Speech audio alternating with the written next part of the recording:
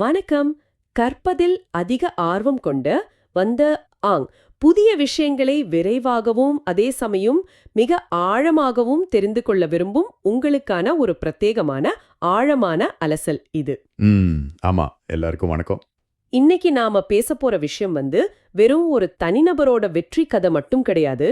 ஒட்டுமொத்த தமிழ் சினிமா இண்டஸ்ட்ரியிலையும் குறிப்பா வியாபார ரீதியாகவும் கதை சொல்லும் உத்திகளிலையும் நடந்துட்டு இருக்கிற ஒரு மிகப்பெரிய ஷிஃப்ட் பத்தி தான் பேச போறோம். சரியா சொன்னீங்க. இந்த ஆழமான அலசலுக்கு நாம எடுத்துக்கிட்ட தரவுகள் ரொம்ப விரிவானது. ஆமா, Times of India, cinema express, DD Next இதுல வந்த கட்டுரைகள், அப்புறம் புக் மை ஷோ தரவுகள், டிஜிட்டல் கிரியேட்டர்களின் சினிமா வருகை பத்தின ஒரு இண்டஸ்ட்ரி ஆய்வறிக்கை, இதையெல்லாம் வச்சுதான் இன்னைக்கு நாம விவாதிக்க போறோம். அதாவது ஒரு பெரிய டேட்டாவை பேஸ் பண்ணி தான் இந்த விவாதம் இருக்க போகுது. கண்டிப்பா.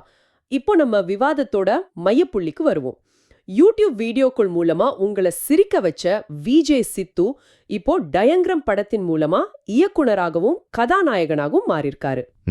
இது ஒரு பெரிய பாய்ச்சல் தான். அதான் எப்படி ஒரு யூடியூபர் முழு நீள திரைப்பட ஹீரோவாகவும் இயக்குனராகவும் மாறினாரு, அந்த படத்தோட கலகலப்பான அறிவிப்பு வீடியோக்கு பின்னால இருக்கிற மார்க்கெட்டிங் தந்திரம் என்ன, எல்லாவற்றிற்கும் மேலாக ஒரு டிஜிட்டல் கிரியேட்டரை நம்பி இவ்ளோ பெரிய முதலீட்டை திரையுலகம் ஏன் செய்யுது அப்படிங்கறத பத்தி தான் உங்களுக்கு இன்னைக்கு நாங்க விளக்க போறோம். இந்த இடத்துல நம்ம ஒரு விஷயத்தை கவனிக்கணும். சித்துவை பத்தி உங்களுக்கு ஏற்கனவே நல்லா தெரிஞ்சிருக்கும்.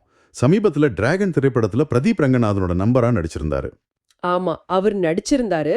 ஆனா இப்போ அவரே இயக்குனராகவும் ஹீரோவாகவும் களமிறங்கி இருக்கிறாரு. இதுல ஒரு விஷயத்தை நம்ம வெளிப்படையா பேசி ஆகணும். யூடியூபர்கள் சினிமாவுக்கு வர்றது ஒன்றும் புதுசு கிடையாது. உண்மைதான். இதுக்கு முன்னாடி வந்த நிறைய படங்கள் தியேட்டர்கள்ல பெரிய அளவுல ரசிகர்களை ஈர்க்க தவறிருக்கு இல்லையா? ஆமா, அந்த பழைய ட்ரெண்டை வச்சு பார்த்தா உங்க சந்தேகம் மிக சரியானதுதான். கடந்த சில வருஷங்களுக்கு முன்பு வரைக்கும் டி பிளாக் அல்லது பா பிளாக் ஷீப் போன்ற படங்கள் வந்தப்போ அந்த படங்கள்லாம் பெரிய ஹிட் ஆகலையே.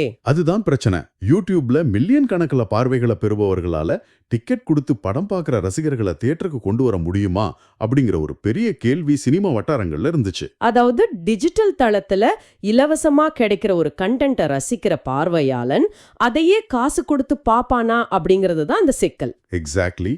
ஆனா இங்க நாம பிரதீப் ரங்கநாதனோட லவ் டுடே ஏற்படுத்திய தாக்கத்தை கணக்கில் எடுத்துக்கணும். அந்த படம் ஒரு கேம் சேஞ்சர். சும்மா சொல்லக்கூடாது.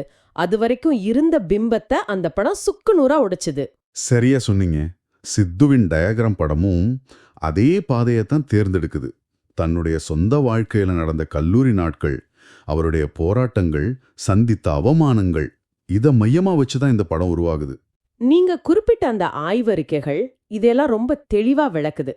டிஜிட்டல் தளத்துல ஒருத்தரோட திறமைக்கு கிடைக்கிற அங்கீகாரம் இப்போ மெயின் ஸ்ட்ரீம் சினிமாவுக்கான ஒரு முதலீடா மாறி இருக்கு. இதைத்தான் நாம டிஜிட்டல் டு சினிமாட்டிக் பாரடைம் ஷிஃப்ட் அப்படின்னு புரிஞ்சுக்கலாம். ஆமா, ஒரு காலத்துல நாடக மேடைகள்ல இருந்து நடிகர்கள் சினிமாவுக்கு வந்தாங்க, அப்புறம் தொலைக்காட்சியில இருந்து வந்தாங்க. இப்போ டிஜிட்டல் தளத்துல இருந்து நேரடியாக சினிமாவுக்குள் ஒரு பெரிய இடமாற்றம் நடந்துகிட்டு இருக்கு. இது ஒரு இயற்கையான பரிணாம வளர்ச்சி தான். ஆனா ஒரு நிமிஷம் பொறுங்க. யூடியூப்ல நடக்கிற அந்த யதார்த்தமான உரையாடல்களை ஒரு 2 மணி நேர சினிமாவா மாற்றுவது அவ்வளோ சுலபமா என்ன? இதுக்கான விடைய அவங்க வெளியிட்ட அந்த 10 நிமிட அறிவிப்பு வீடியோலயே ஓரளவு காட்டிட்டாங்கன்னு தான் சொல்லணும். ஆமா, அந்த அனௌன்ஸ்மெண்ட் வீடியோ நடிகர் தனுஷ் தன்னுடைய எக்ஸ் தளத்துல வெளியிட்ட அந்த வீடியோ வழக்கமான ஒரு பட அறிவிப்பு போல இல்லாம ஒரு குறும்படம் போலவே இருந்துச்சு. அந்த வீடியோவோட சுவாரஸ்யம் என்னன்னா, சித்து வேல்ஸ் பல்கலைக்கழகத்தின் வேந்தரும் படத்தோட தயாரிப்பாளருமான ஐசரி கே கணேஷ் அவங்க கிட்ட கதை சொல்ல தன்னுடைய அப்பாவோட போறாரு. ஆமா, அப்பாவா மூத்த நடிகர் இளவரசு சார் நடிச்சிருக்காரு. அந்த செட்டப் ரொம்ப சுவாரஸ்யமா இருந்துச்சு. வேல்ஸ் பல்கலைக்கழகத்தோட அட்மிஷன் நடக்கிற அலுவலகத்துல சுற்றிலும் தங்களோட பிள்ளைங்களை கல்லூரியில சேர்க்க வந்த பெற்றோர்கள்லாம் ரொம்ப பதற்றத்தோட உட்கார்ந்துருக்காங்க. அவங்களுக்கு மத்தியில சித்துவும் அவர் அப்பாவும் உட்கார்ந்துருக்காங்க. அந்த காட்சி அமைப்போட புத்திசாலித்தனத்தை நாம இங்க பிரிச்சு பார்க்கணும். எப்படி சொல்றீங்க? ஐசரி கணேஷ் நிஜ வாழ்க்கையிலையும் வேல்ஸ் பல்கலைக்கழகத்தோட வேந்தர், அதே சமயம் வேல்ஸ் ஃபில்ம் இன்டர்நேஷனல் நிறுவனத்தோட தயாரிப்பாளர். இந்த 2 நிஜ அடையாளங்களையும் திரையில ஒரு ஃபிக்ஷனோட இணைச்சது சாதாரண விஷயம் கிடையாது. ஓ, இதுதான் மெட்டா நரேட்டிவ் அப்படின்னு சொல்றாங்களா? ஆமா, பார்வையாளர்களுக்கு இது நிஜமா அல்லது படப்பிடிப்பா அப்படிங்கிற ஒரு சுவாரஸ்யமான குழப்பத்தை அந்த வீடியோ ஏற்படுத்துது. அது மட்டும் இல்லாம நம்ம சமூகத்தோட ஒரு மிக முக்கியமான மனநிலைய அந்த உற்றை காட்சி பிரதிபலிக்குது. நீங்க சொல்றது ரொம்ப சரி. அவங்க உள்ள அழைக்கப்பட்டதும் நடக்கிற அந்த உரையாடல் அதேதான் காட்டுது. தயாரிப்பாளர் ஏதோ ஃபைல்கள்ல கையெழுத்து போட்டுக்கிட்டே சித்துவின் பள்ளி மதிப்பெண்களை பத்தி கேக்குறாரு. சித்துவுக்கு ஒண்ணுமே புரியல. நாம படம் இயக்க சான்ஸ் கேட்க வந்திருக்கோம், இவர் ஏன் +2 மார்க் கேட்கிறாரு அப்படின்னு முழிக்கிறாரு. உடனே சித்துவின் அப்பா குறுக்கிட்டு, சார் மதிப்பெண்களை விடுங்க, என் மகன் நல்லா படம் எடுப்பான், அவனுக்கு ஒரு வாய்ப்பு புடுங்க அப்படின்னு சொல்றாரு. அப்போதான் தயாரிப்பாளருக்கு அவங்க காலேஜ் அட்மிஷனுக்கு வரல, சினிமா சான்ஸ் கேட்க வந்திருக்காங்க அப்படிங்கறதே புரியுது. உடனே அவர், கல்லூரி அட்மிஷனுக்கு தான் அப்பாவை கூட்டி வருவாங்க, சினிமா சான்ஸ் கேட்குமா யாராவது அப்பாவை கூட்டி வருவது அப்படின்னு கலாய்க்கிறாரு. அந்த இடம் நகைச்சுவையா இருந்தாலும் அதோட பின்னணியில ஒரு நிஜமான போராட்டம் இருக்கு இல்லையா? நிச்சயமா.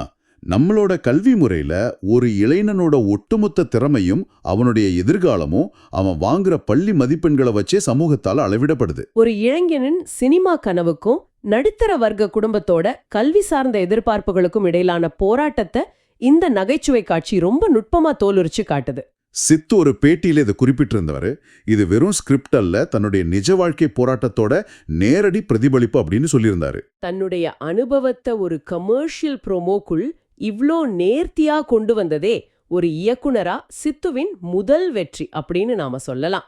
ஆமா, அதுக்கப்புறம் நடக்கிற அந்த ஃபோன் கால் சீக்வென்ஸ் அதை விட கலகலப்பா இருந்துச்சு. சித்து எப்படியோ தயாரிப்பாளரை சமாதானப்படுத்தி தன்னுடைய பழைய வீடியோ ஒன்ன காட்டுறாரு. தயாரிப்பாளரும் ஒரு வழியா ஒத்துக்கிட்டு வாய்ப்பு தரத்துக்காக சித்துக்கு ஃபோன் பண்றாரு. ஆனா சித்துவின் ஃபோன் அவருடைய யூடியூப் நண்பர்களான ஹர்ஷத் கான் மற்றும் குழுவினர்கிட்ட இருக்கு. ஃபோன் எடுக்கிற நம்பர்கள் மறுமுனையில பேசுறது பெரிய தயாரிப்பாளர் அப்படின்னு தெரியாம அவரை வழக்கம் போல தரக்குறைவா பேசி கலாச்சி எரிச்சல் ஊட்டுறாங்க. இத கேள்விப்பட்டு பதறி போன சித்து நேரா ஓடிப்போய், என் நண்பர்கள் செய்த முட்டாள்தனத்துக்காக எனக்கு கிடைச்ச வாய்ப்பை கெடுத்துறாதீங்க அப்படின்னு கெஞ்சுறாரு. சித்துவின் யூடியூப் சேனலை தொடர்ந்து பார்க்குற உங்களுக்கு தெரியும், இந்த நண்பர்களோட அக்கப்போர் தான் அந்த சேனலோட ட்ரேட்மார்க். அதை அப்படியே சினிமா ப்ரோமோலையும் கொண்டு வந்திருக்காங்க. இதைத்தான் மார்க்கெட்டிங் உலகத்துல பிராண்ட் கண்டினியூட்டி அப்படின்னு சொல்லுவாங்க. பிராண்ட் கண்டினியூட்டி கொஞ்சம் விளக்கமா சொல்ல முடியுமா? கண்டிப்பா. ஒரு யூடியூப் சேனலின் வெற்றிக்கு காரணமான அதே நபர்களையும் அதே இயல்பான உரையாடல்களையும் திரையரங்கிற்கும் கொண்டு வர்றது ரசிகர்களுக்கு ஒரு பழக்கமான உணர்வை கொடுக்கும். இத ஃபெமிலியாரிட்டி அப்படின்னு சொல்லுவாங்க. அதாவது யூடியூப்ல ரசிச்ச அதே சித்துவின் உலகத்தை எந்த மாற்றமும் இல்லாம பெரிய திரையில பார்க்க போறோம் அப்படிங்கிற உத்தரவாதத்தை ரசிகர்களுக்கு கொடுக்கறாங்க. சரியா புரிஞ்சுக்கிட்டீங்க. தங்களை வளர்த்து விட்ட அந்த கோர் ஆடியன்ஸை தொலைத்து விடக்கூடாது அப்படிங்கறதுல சித்து மிக தெளிவா இருக்காரு அப்படிங்கறத இந்த வியூகம் காட்டுது. இது ஒரு புறம் இருக்க, இந்த படத்தோட தலைப்பு உருவான விதம் ஒரு தரமான சம்பவம்னு சொல்லலாம். ஆமா, அந்த காட்சியில தயாரிப்பாளர் கதை நல்லா இருக்கு, ஆனா படத்தோட தலைப்பு கொஞ்சம் பயங்கரமா இருக்கணும் அப்படின்னு சொல்றாரு. உடனே சித்து ஒரு நொடி கூட யோசிக்காம தன்னுடைய யூடியூப் சேனல்ல அடிக்கடி பயன்படுத்துற அந்த புகழ்பெற்ற வசனமான இது பயங்கரம் இல்ல டயங்கரம் அப்படின்னு சொல்லி படத்தோட தலைப்பு அறிவிக்கிறாரு. அந்த தருண இணையத்துல மிகப்பெரிய அளவுல ட்ரெண்ட் ஆச்சு. ஒரு சாதாரண யூடியூப் வசனம் எப்படி ஒரு பெரிய திரைப்படத்தின் தலைப்பா மாறுது அப்படிங்கிறது ரொம்ப ஆச்சரியமா இருக்கு. இது ஒரு மொழி சார்ந்த பரிணாம வளர்ச்சி. இதை நாம கல்ச்சுரல் சிக்னிஃபயர் அப்படின்னு புரிஞ்சுக்கலாம். கல்ச்சுரல் சிக்னிஃபயர் அப்படின்னா, ஒவ்வொரு காலகட்டத்திலையும் இளைய தலைமுறையினர் தங்களுக்கென சில பிரத்யேகமான வார்த்தைகளை, ஸ்லாங்குகளை உருவாக்குவாங்க. இணையத்துல ஒரு சிறிய குழுவினர் பயன்படுத்திட்டு இருந்த ஒரு வார்த்தை மெயின் ஸ்ட்ரீம் சினிமாக்குள் வரும்போது அது ஒரு பாப் கல்ச்சர் அடையாளமா மாறுது. அந்த வார்த்தையை கேட்கும் போதெல்லாம் அந்த இளைஞர்களுக்கு தங்களுடைய சொந்த அடையாளங்கள்ல ஒன்னு பெரிய திரையில அங்கீகரிக்கப்பட்டத போன்ற ஒரு உணர்வு ஏற்படும் இல்லையா? நிச்சயமா. இது படத்துக்கும் இளைஞர்களுக்கும் இடையிலான தொடர்பை மிக ஆழமா வேரூன்ற செய்யும். எனக்கு இந்த முழு ப்ரோமோலையும் ரொம்ப ஆச்சரியமான விஷயம் என்னன்னா, நடிகர் தனுஷோட பங்குதான். அது ஒரு முக்கியமான ஹைலைட். அவர் இந்த வீடியோவை வெளியிட்டது மட்டும் இல்லாம தன்னுடைய புகழ்பெற்ற வேலையில்லா பட்டதாரி படத்தோட தீம் மியூசிக்கை டயங்கிராம் படத்துல பயன்படுத்திக்க இலவசமா NOC வழங்கியிருக்காரு. தமிழ் சினிமாவில் அதுவும் ஒரு அறிமுக இயக்குனருக்கு இவ்வளோ பிரபலமான ஒரு BGM ஒரு பெரிய ஸ்டார் இலவசமா கொடுக்கறது சாதாரண விஷயம் கிடையாது. இது இணையத்துல பலரையும் புருவ உயர்த்த வச்சது. இதுக்கு பின்னாடி இருக்கிற காரணங்கள் என்னவா இருக்கும்? இதன் பின்னால் இருக்கிற உளவியலை நீங்க கவனிக்கணும். தனுஷ் ஏன் இதை செஞ்சாரு? VIP படத்தோட இசை அப்படிங்கிறது தமிழ்நாட்டை பொறுத்தவரை வெறும் ஒரு BGM கிடையாது. ஆமா, அது பல வருஷங்களா வேலை இல்லாம ஆனா திறமை தன்னிட இருக்குன்னு நம்பி போராடிக்கிட்டு இருக்கிற இளைஞர்களோட ஒரு எமோஷனல் குறியீடு. கரெக்ட். சித்துவின் டயங்கிராம் படமும் கிட்டத்தட்ட அதே தளத்துல தான் பயணிக்குது. ஒரு ஜாலியான இளைஞனுக்கும் அவளது தந்தைக்கும் இடையிலான உறவு, அவமானங்களை சந்திச்சு தன்னை நிரூபிக்க துடிக்கும் ஒரு இளைஞனின் சுய அடையாள தேடல், இதையெல்லாம் தான் இந்த படமும் பேசுது. சூப்பரா சொன்னீங்க. 2010 வருஷங்கள்ல தனுஷின் விஐபி எந்த இளைஞர்களின் பிரதிபலிப்பா இருந்துச்சோ அதே பிரதிபலிப்ப இந்த 2020களின் டிஜிட்டல் யுகத்து இளைஞர்களுக்காக டயங்கிராம் செய்ய முயற்சிக்குது. அந்த போராட்ட உணர்வை அப்படியே கடத்துறதுக்காக தான் இந்த இசையை தனுஷ் பரிசீலிச்சிருக்கிறாரு. இது சித்துவின் கதாபாத்திரத்துக்கு ஒரு நம்பகத்தன்மையையும் ஆழமான எமோஷனல் கனெக்டையும் முதல் காட்சியிலேயே கொடுத்துரும். நீங்க சொல்றது ரொம்ப சரி. ஆனா இதையெல்லாம் தாண்டி ஒரு முக்கியமான விமர்சனம் ரெடிட் போன்ற சமூக வலைதளங்கள்ல மிக கடுமையா வைக்கப்படுது. அதை நாம விவாதிச்சே ஆகணும். என்ன விமர்சனம் அது? ஒரு யூடியூபர் படம் எடுத்தால் அது ஒரு 2 மணி நேர யூடியூப் வீடியோ போல தான் இருக்கும். சீரியஸான சினிமேட்டிக் இலக்கணம் அதுல இருக்காது. அதுக்கு நாங்க ஏன் தியேட்டருக்கு போய் டிக்கெட் எடுக்கணும் அப்படிங்கிற கேள்வி பரவலா எழுப்பப்படுது. இந்த விமர்சனம் 100க்கு 100 நியாயமானதுதான். இதை நீங்க எப்படி பாக்குறீங்க? டயங்கிராம் குழு இதை எப்படி எதிர்கொள்ள போறாங்க? யூடியூப்ல vlog எடுப்பதற்கும் சினிமாவுக்கான காட்சி அமைப்புகளை உருவாக்குவதற்கும் மலைக்கும் மடுவுக்கும் உள்ள வித்தியாசம் இருக்கு. யூடியூப்ல க்ளோஸ் அப் ஷாட்ஸ்களும் எபிசோடிக் ரைட்டிங்கும் வேலை செய்யும். ஆனா தியேட்டரின் பெரிய திரையில அது பார்வையாளர்களை சோர்வடைய செஞ்சிடும் இல்லையா? சரியா சொன்னீங்க. இதனால தான் பல யூடியூபர்களோட படங்கள் முன்பு தோல்வியை தழுவின. ஆனா இந்த இடத்துல தான் தயாரிப்பு நிறுவனமான வேல்ஸ் ஃபிலிம் இன்டர்நேஷனல் ஒரு தெளிவான மிக உறுதியான வியூகத்தை வகுத்திருக்காங்க. அவங்க வெறும் யூடியூபர்களை மட்டும் நம்பி களமிறங்கல, அவங்களுக்கு பின்னால் ஒரு பிரம்மாண்டமான தொழில்நுட்ப குழுவை அரணாக அமைச்சிருக்காங்க. அந்த தொழில்நுட்ப குழுவோட பட்டியல் உன்னையே பிரமிக்க வைக்குது. ஆமா, சூதுகவும் போன்ற படங்கள்ல தன்னுடைய கேமராவால் ஒரு டார்க் காமெடியை மிக சிறப்பா கொண்டு வந்த தினேஷ் கிருஷ்ணன் இதுக்கு ஒளிப்பதிவு செய்யறாரு. அது மட்டும் இல்லாம லவ் டுடே படத்தோட எடிட்டர் பிரதீப் பி ராகவ் இதுக்கு எடிட்டிங் செய்யறாரு. வேகமான எங்கேஜிங்கான படத்துக்குப்ப கொடுக்கறதுல அவர் கில்லாடி. சித்துக்குமார் இசை அமைக்கிறாரு. வினோத் ராஜ்குமார் கலை இயக்குனராகவும் கீர்த்திவாசன் ஆடை வடிவமைப்பாளராகவும் பணியாற்றாங்க.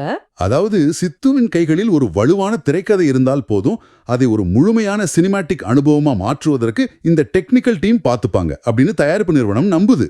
சரியா கவனிச்சிங்க. தொழில்நுட்ப குழு மட்டும் இல்ல, நடிகர்கள் தேர்விலையும் அவங்க செஞ்சிருக்க பேலன்ஸ் ரொம்ப முக்கியமானது. ஆமா, யூடியூப் ரசிகர்கள் எதிர்பார்த்துவதும் ஹர்ஷத் கான் மற்றும் ஆதித்யா கதிர் போன்றவர்கள் ஒருபுறம் இருந்தாலும் மறுபுறம் மிக அனுபவமிக்க நடிகர்களை களமறிக்கிருக்காங்க. நட்டி நட்ராஜ், காளி வெங்கட், நிதின் சத்யா, இளவரசு அப்படின்னு ஒரு பெரிய பட்டாளமே இருக்கு.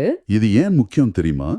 நட்டி நட்ராஜ் போன்ற ஒரு மூத்த ஒளிப்பதிவாளர் மற்றும் நடிகர் படப்பிடிப்பு தளத்துல இருப்பது சித்து போன்ற ஒரு அறிமுக இயக்குனருக்கு மிகப்பெரிய பலம். அதுபோல ஒரு காட்சி தொய்வடையும் போது காளி வெங்கட் போன்ற ஒரு சிறந்த குணச்சித்திர நடிகர் அந்த சூழல் அப்படியே தன்னுடைய தோள்கள்ல தாங்கி பிடிப்பாரு. இவங்களோட இருப்பு படத்திற்கு ஒரு அழுத்தமான சினிமா தன்மையை கொடுப்பது மட்டுமில்லாம பொதுவான சினிமா ரசிகர்களையும் இது ஒரு சீரியஸான படம் தான் அப்படின்னு நம்ப வைக்கும். நடிகர்கள் தேர்வு பத்தி பேசும்போது சமீபத்துல நடந்த வேல்ஸ் நட்சத்திரா 2026 விழாவில வெளியான அந்த தகவலை சொல்லியே ஆகணும். ஓ, அந்த சர்ப்ரைஸ் அனௌன்ஸ்மெண்ட் பத்தியா? ஆமா, 2000கள்ல தமிழ் சினிமாவின் முன்னணி கவர்ச்சி மற்றும் கமர்ஷியல் நடிகையா வலம் வந்த நமிதா இந்த டயங்கிராம் படத்துல ஒரு சிறப்பு தோற்றத்துல நடிக்கிறாங்க அப்படிங்கறத சித்து அதிகாரப்பூர்வமா அறிவிச்சாரு. இது பலருக்கும் ஒரு செம்ம சர்ப்ரைஸா இருந்துச்சு. பல வருஷங்களுக்கு பிறகு நமிதாவின் இந்த ரீஎன்ட்ரி படத்திற்கு எந்த வகையான மைலேஜ் கொடுக்கும் அப்படின்னு நீங்க நினைக்கிறீங்க? இது ஒரு மிகச்சிறந்த வியாபார யுக்தின்னு தான் நான் சொல்லுவேன். யூடியூப் பாக்குற 2K கிட்ஸ சித்து தன்னோட நண்பர்கள் குழுவை வச்சு எளிதா ஈர்த்துடுவாரு. ஆனா ஒரு படம் தியேட்டர்ல பெரிய பிளாக் பஸ்டர் ஆகணும்னா ஃபேமிலி ஆடியன்ஸும் 90s கிட்ஸும் தியேட்டருக்கு வரணும். எக்ஸாக்ட்லி. நட்டி, காளி வெங்கட் மற்றும் நமிதா போன்றவர்களின் இருப்பு அந்த 90s கிட்ஸுக்கு ஒரு நாஸ்டால்ஜியா உணர்வை கொடுக்கும். ஆக ஒரே படத்துல 2K கிட்ஸுக்கான ட்ரெண்டிங் விஷயங்களும் இருக்கு, 90s கிட்ஸ்க்கான எமோஷனும் நாஸ்டால்ஜியாவும் இருக்கு. இந்த கலவை தான் திரையரங்குகளில் கூட்டத்தை கொண்டு வரும் மேஜிக் ஃபார்முலா. வியாபார ரீதியா பார்த்தா இந்த படம் 2026 கோடை காலத்துல ஜூன் மாசம் வெளியாக திட்டமிடப்பட்டிருக்கு. அதுவே ஒரு பிரைம் ரிலீஸ் டைம். அது மட்டுமில்லாம வெளியீட்டிற்கு முன்பே நெட்ஃபிளிக்ஸ் நிறுவனம் இதன் டிஜிட்டல் உரிமையை வாங்கியிருக்கு. அதுவும் சாதாரண பட்டியல்ல இல்ல, நெட்ஃபிளிக்ஸின் பண்டிகை 2026 அப்படிங்கிற பிரத்யேக வரிசையின் கீழ் வாங்கியிருக்காங்க. கௌதம் மேனன், வெற்றிமாறன் போன்ற இந்திய சினிமாவின் பிரம்மாண்டமான இயக்குனர்களின் படங்களோடு சிது என்ற ஒரு அறிமுக இயக்குனரின் படமும் இந்த வரிசையில இடம்பெற்றிருக்கு. ஒரு டிஜிட்டல் படைப்பாளியின் மீது OTT தளங்கள் எந்த அளவுக்கு நம்பிக்கை வச்சிருக்காங்க அப்படிங்கிறதுக்கு இதுவே பெரிய சாட்சி. OTT தளங்களின் இந்த நம்பிக்கைக்கு காரணம் டேட்டா தான். அவங்க உணர்ச்சிகளை நம்பி முதலீடு செய்வதில்லை, எண்களை நம்பிதான் முதலீடு செய்றாங்க. புக்மைஷோ தரவுகளை நீங்க உற்று நோக்குனீங்கன்னா ஒரு ஆச்சரியமான விஷயம் புரியும். சென்னை, கோவை போன்ற பெருநகரங்களை தாண்டி ரைச்சூர், உனா போன்ற 2ஆம் மற்றும் 3ஆம் கட்ட நகரங்கள்ல கூட ஆயிரக்கணக்கான ரசிகர்கள் இந்த படத்திற்காக தங்களது விருப்பத்தை பதிவு செஞ்சிருக்காங்க. இது சித்துவின் டிஜிட்டல் ரீச் எளிய மக்களிடையேயும் எவ்வளவு ஆழமா வேரூன்றி இருக்கு அப்படிங்கறத காட்டுது. ஒரு பெரிய தயாரிப்பு நிறுவனத்தின் பொருளாதார பலமும் வலுவான தொழில்நுட்ப குழுவின் நிபுணத்துவமும் ஒரு யூடியூபரின் மிகப்பெரிய ஃபாலோயிங்கும் இணையும் போது அது பாக்ஸ் ஆபீஸ்ல எப்படிப்பட்ட வியாபாரத்தை தொடும் அப்படிங்கறத பொறுத்திருந்து தான் பார்க்கணும். கண்டிப்பா. நாம இந்த ஆழமான அலசலோட இறுதி கட்டத்துக்கு வந்துட்டோம். ஒரு சாதாரண யூடியூப் பிளாகராக தனது பயணத்தை தொடங்கி பல வீடியோக்களை பதிவேற்றி தன்னுடைய நகைச்சுவை உணர்வாலும் விடாமுயற்சியாலும் இன்று ஒரு பெரிய தயாரிப்பு நிறுவனத்தின் மூலம் வெள்ளித்திரையில் இயக்குனராகவும் நாயகனாகவும் முத்திரை பதிக்க உள்ளார் விஜய் சித்து. அவருடைய வாழ்க்கையில அவருக்கு நேர்ந்த அவமானங்கள், நிராகரிப்புகள் மற்றும் சொந்த வாழ்க்கை போராட்டங்களே இன்று செதுக்கப்பட்டு டயங்கரம் என்ற திரைக்கதையாக மாறியிருக்கு. தங்களுடைய கனவுகளை துரத்தும் பல இளைஞர்களுக்கு சித்துவின் இந்த பயணம் ஒரு பெரிய உந்துசலா இருக்கும் என்பதில் எந்த சந்தேகமும் இல்லை. முற்றிலும் உண்மை. ஆனா இந்த முழு நிகழ்வும் நம் முன் ஒரு மிக முக்கியமான சற்றே கடினமான கேள்வியையும் வைக்குது. சினிமா துறையின் எதிர்காலத்தை பத்தி நாம ஆழமா சிந்திக்க வேண்டிய தருணம் இது. ஆம், நீங்க சொல்றது புரியுது. இந்த அலசலின் முடிவாக உங்களுக்கான ஒரு முக்கியமான சிந்திக்க தூண்டும் கேள்வியை இங்கே நாங்க முன்வைக்கிறோம். மொபைல் ஸ்கிரீன்ல தோன்றும் டிஜிட்டல் இன்ஃப்ளூயன்சர்கள் சமூக வலைதளங்கள்ல தங்களுக்கு இருக்கிற சொந்த ரசிகர்கள் பட்டாளத்தை வச்சுக்கிட்டு நேரடியா சினிமாவுக்குள்ள நுழைந்து பெரிய வெற்றியை பெற்றுவிட்டால், பல வருஷங்களா கூத்து பற்றைகள்ல நடிப்பு பயிற்சி பெற்று நாடகங்கள்ல நடிச்சு ஒரு சின்ன வாய்ப்புக்காக பல தயாரிப்பு நிறுவனங்களின் கதவுகளை தட்டி காத்து கொண்டிருக்கும் பாரம்பரிய நடிகர்களின் எதிர்காலம் என்னவாகும்? எதிர்காலத்துல ஒருத்தரோட நடிப்பு திறமையை விட அவரோட ஃபாலோவர்களின் எண்ணிக்கை தான் சினிமாவுக்கான நுழைவுச் சீட்டாக மாறுமா? இது மிகவும் சிக்கலான ஆனா தவிர்க்க முடியாத கேள்வி. கலையின் உண்மையான திறமை எங்கே, எப்படி மதிப்பிடப்படும்? ஒருவரின் நடிப்பு திறமைக்காகவும் அர்ப்பணிப்புக்காகவும் அவருக்கு வாய்ப்பு கிடைக்குமா? அல்லது அவர் தியேட்டருக்கு கொண்டு வரக்கூடிய சப்ஸ்கிரைபர்களின் எண்ணிக்கையை பார்த்து வியாபார நோக்கத்திற்காக மட்டும் வாய்ப்பு கிடைக்குமா? இந்த டிஜிட்டல் மாற்றம் சினிமாவின் தரத்தை உயர்த்துமா அல்லது சினிமாவை வெறும் வியாபார பொருளாக மட்டுமே மாற்றுமா? இந்த கேள்வியை உங்களுக்குள் ஆழமாக விதைத்து உங்களுடைய சிந்தனைக்கே விட்டுவிடுகிறோம். இந்த மாற்றங்கள் சினிமாவிற்கு நல்லதா கெட்டதா என்பதை காலமும் ரசிகர்களாகிய நீங்களும் தான் தீர்மானிக்கணும். இதுபோல மற்றொரு சுவாரஸ்யமான மற்றும் ஆழமான அலசலில் உங்களை சந்திக்கும் வரை உங்களிடமிருந்து விடைபெறுகிறோம். தொடர்ந்து தேடுங்கள், கற்றுக்கொண்டே இருங்கள்.